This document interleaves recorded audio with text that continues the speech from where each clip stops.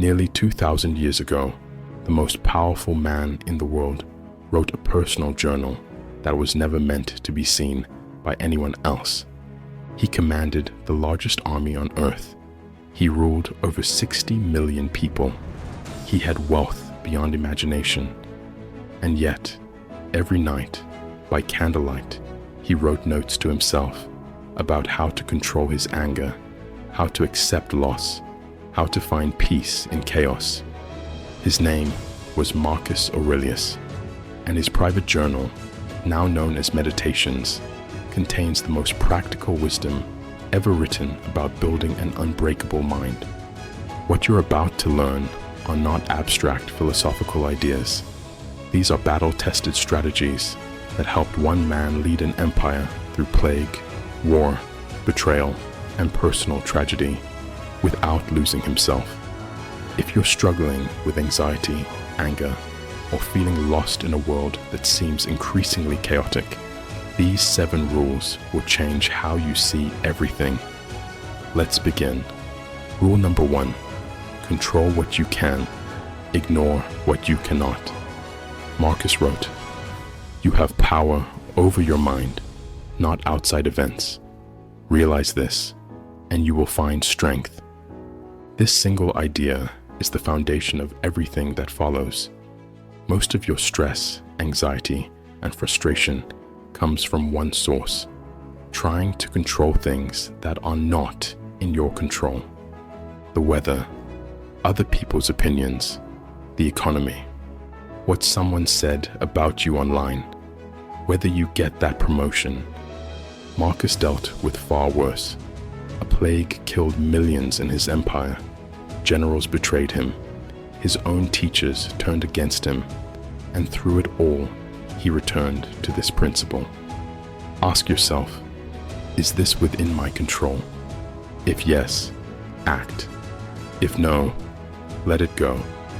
Not because you don't care, but because wasting energy on what you cannot change steals energy from what you can.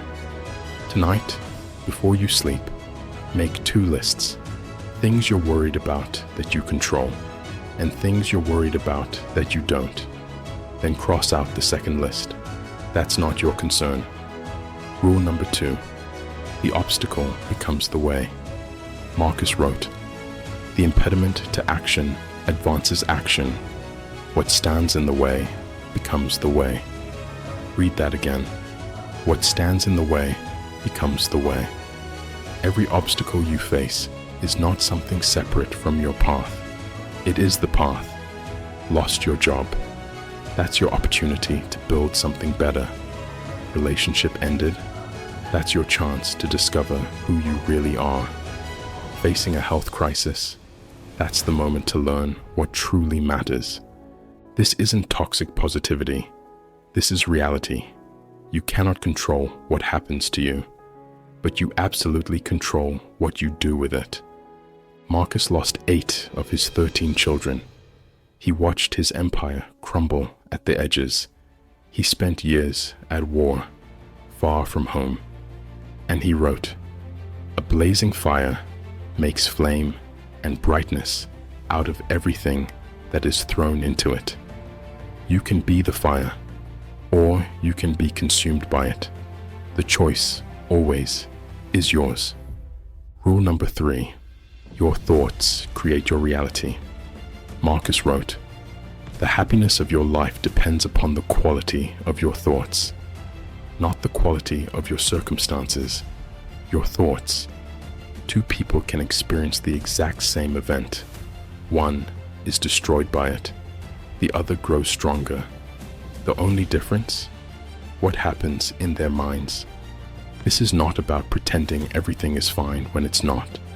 This is about recognizing that you are not your first reaction. You are not the voice in your head that panics, catastrophizes, or tells you you're not good enough.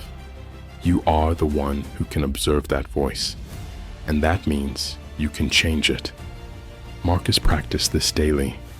When something upset him, he would ask, "What story am I telling myself about this? Is it true? Is it useful?" When you feel anxiety or anger rising, pause. Ask yourself, what thought just triggered this emotion? Is this thought a fact, or is it an interpretation? 9 times out of 10, you'll find you're reacting to a story you created, not to reality itself. Rule number 4, Memento Mori. Remember that you will die. Marcus wrote, "You could leave life right now. Let that determine what you do and say and think." This might sound dark. It's actually the most liberating idea you'll ever encounter. Most of us live as if we have unlimited time. We postpone what matters. We hold grudges. We waste years being angry at people who won't remember us. Marcus, the most powerful man alive, reminded himself daily that death was coming, not to be morbid, but to be free. When you truly accept that your time is limited, something shifts. The petty drama falls away. The fear of what others think dissolves. The things you've been postponing suddenly become urgent. Would you spend today scrolling social media if you knew it was your last? Would you hold on to that resentment? Would you keep waiting to tell someone you love them? Put a small reminder somewhere you'll see it daily. Your phone wallpaper, a note on your mirror. Just 2 words. Remember death, not to depress you, to wake you up, to every single day you still have. Rule number 5. Expect difficulty. Practice negative visualization. Each morning, Marcus would say to himself, "Today I will meet with interference, ingratitude, insolence, disloyalty, ill will, and selfishness." Not because he was pessimistic, because he was prepared. The Stoics called this premeditatio malorum, the premeditation of evils. It's the practice of imagining what could go wrong before it happens.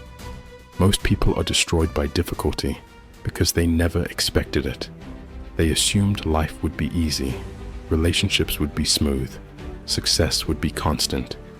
Then reality hits, and they're devastated. Marcus never gave reality that power over him. By expecting difficulty, he was never surprised by it. And when things went better than expected, that was a bonus. Before any important meeting, conversation, or event, spend 60 seconds imagining what could go wrong. Not to worry, but to prepare. What if they say no? What if I fail? What if everything falls apart? Once you've faced it mentally, you've already survived it. The real thing will never be as scary as what you've prepared for. Rule number 6. Judge no one. Everyone fights invisible battles. Marcus wrote, "When you wake up in the morning, tell yourself, the people I deal with today will be meddling, ungrateful, arrogant, dishonest, jealous, and surly." But here's what he wrote next, and this is crucial.